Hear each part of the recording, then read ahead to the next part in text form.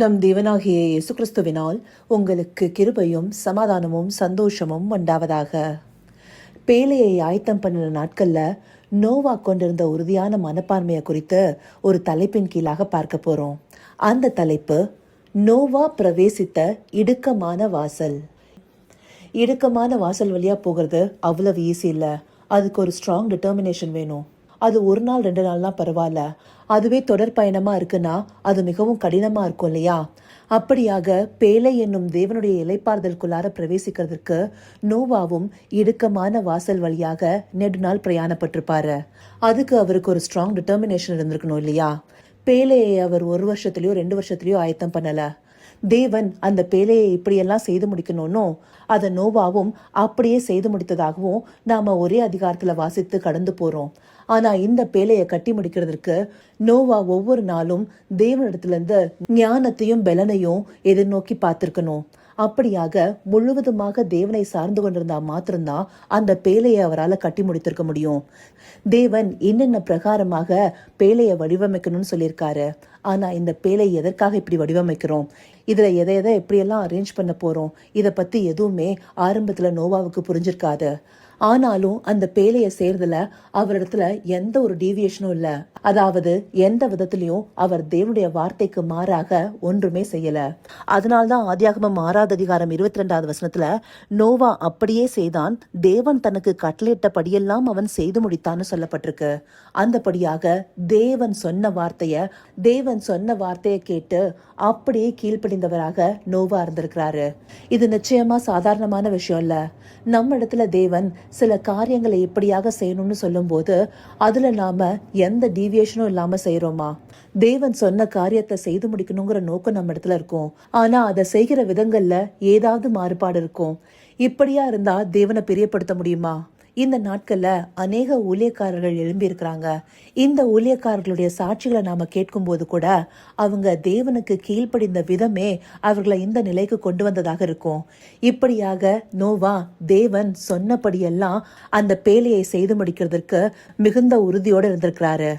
அது மாத்திரம் இல்ல, இந்த பேழையை ஆயத்தம் பண்ணும் நோக்கத்தோடு அவர் செயல்பட்ட போது அந்த தரிசனத்தை அவருடைய குடும்பத்தாருக்கும் அவர் கொண்டு போய் சேர்த்தவராக இருக்கிறாரு. அவருடைய குடும்பத்துல எல்லாருமே அவரோடு கூட பேழையில பிரவேசிச்சிருக்காங்க. தேவன் நீதிமானையே காப்பாற்ற விரும்பி இருக்கிறாரு. அந்த நீதியை அவருடைய குடும்பத்திற்குள்ளார கொண்டு போகக்கூடிய தன்மை நோவாவிடத்துல இருந்தது. நம்முடைய குடும்பத்துல எல்லாரையும் அந்த நீதிக்கு உட்படுத்துறதுங்கிறது சாதாரணமான காரியம் இல்ல. இதை நாம நம்முடைய வாழ்க்கையின் இயல்பு நிலையை பார்க்கும் போதே நமக்கு தெரியும். நம்முடைய குடும்பத்தாரையோ நம்முடைய சொந்த பந்தங்களையோ நமக்கு இருக்கிற பரம தரிசனத்துக்கு நேராக நடத்துவதுங்கிறது சாதாரணமான காரியம் இல்ல.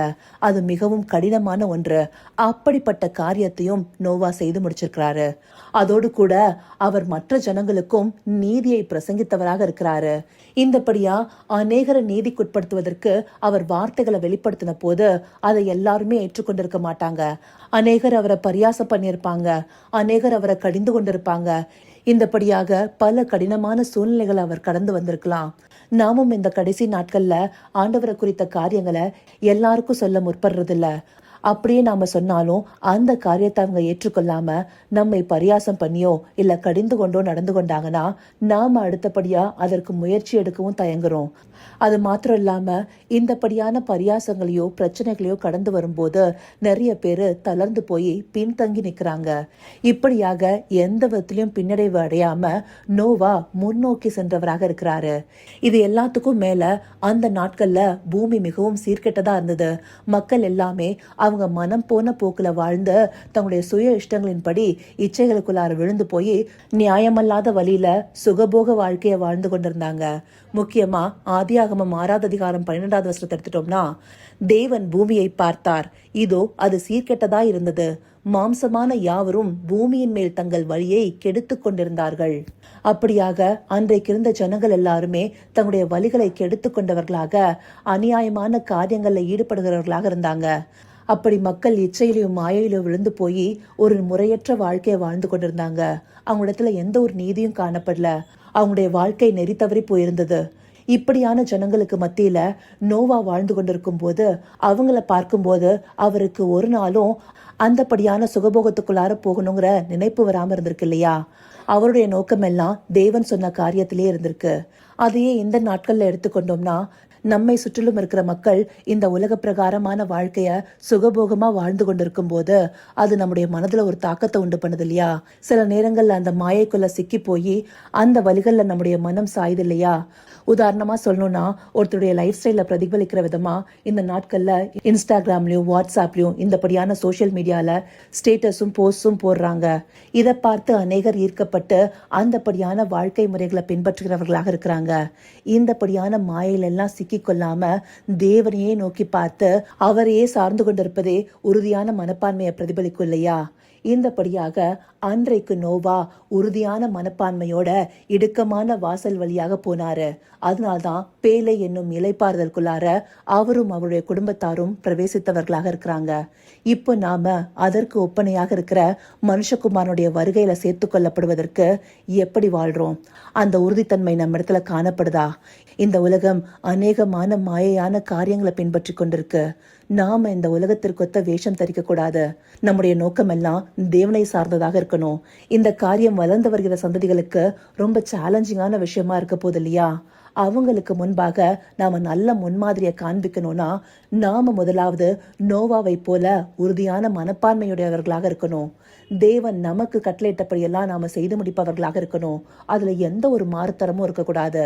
அது மாத்திரம் இல்லாம இந்த உலகமே நம்மை பரியாசம் பண்ணாலும் நாம தேவனை சார்ந்து கொண்டு இலைப்படையாம அவரை நோக்கி ஓடுபவர்களாக இருக்கணும். அந்தபடியா இந்த இடுக்கமான வாசல் வழியா போவதற்கு அன்றைக்கு நோவாவிற்கும் கடினமா இருந்திருக்கும். ஆனா அவர் தேவ பலனை சார்ந்து கொண்டதுனால அதை அவர் கடந்து போனாரு.